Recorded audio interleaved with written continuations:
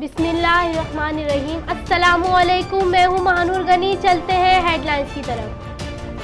कोई एनआरओ नहीं होगा, करप्शन में मुलव्विस किसी शख्स को नहीं छोड़ेंगे वजीर आजम। इक़्तिदार में आने के बाद पहली बार प्रेस कॉन्फ्रेंस करते हुए वजीर आजम ने कहा, हम पर इल्ज़ाम लगाया जा रहा है कि ये सियासी इंतकाम ले रहे हैं, नैब मेरे मातहत नहीं।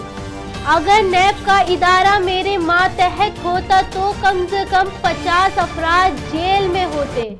मजीद करप्ट लोगों की बारी आने ही वाली है, इन्हें जेल में डालेंगे इमरान खान।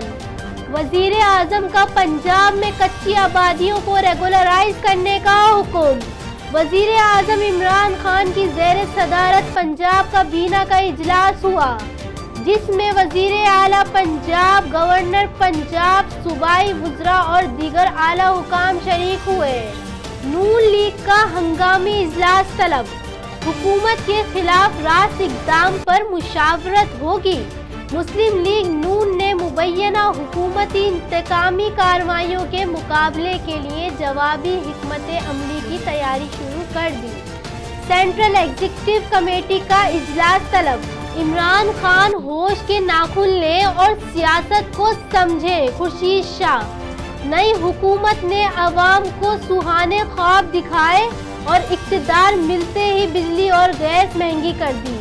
अवाम पर मिनी बजट का बम गिरा दिया गया और अब हुक्मरान बुखलाहट का शिकार है। खुर्शीद शाह। नैब और अदालतों के इक़दामात में इंतकाम का रवैया नहीं झलकना चाहिए। सिराजुल हक।